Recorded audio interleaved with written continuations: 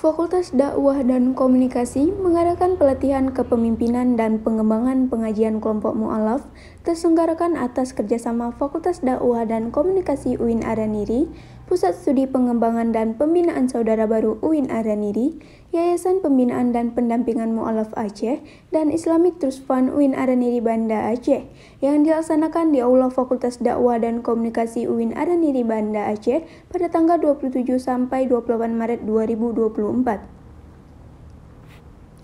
Kegiatan ini dibuka langsung oleh Dekan Fakultas Dakwah dan Komunikasi, Dr. Kusmawati Hatta MPD, dan dilanjutkan dengan penandatanganan MOE antara para pihak dekan, pimpinan lembaga yang dipandu oleh Wadek 3 Fakultas Dakwah dan Komunikasi, Dr. Sabirin Esos, IMSI.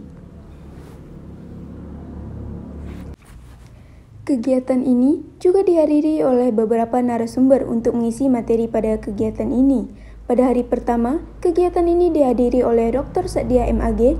Beliau menyampaikan mengenai motivasi kepemimpinan sebagai ibadah sosial, dan Bapak T. Juliandi, MKesos PhD, yang membahas mengenai strategi pengambilan keputusan. Pada hari kedua, dihadiri oleh narasumber Jarnawi SAG MPD dan Dr. T. Lembong Misbah MAG yang membahas mengenai strategi problem solving dan kelompok dan public speaking yang disampaikan oleh Dr. Ade Irma BHSC MA.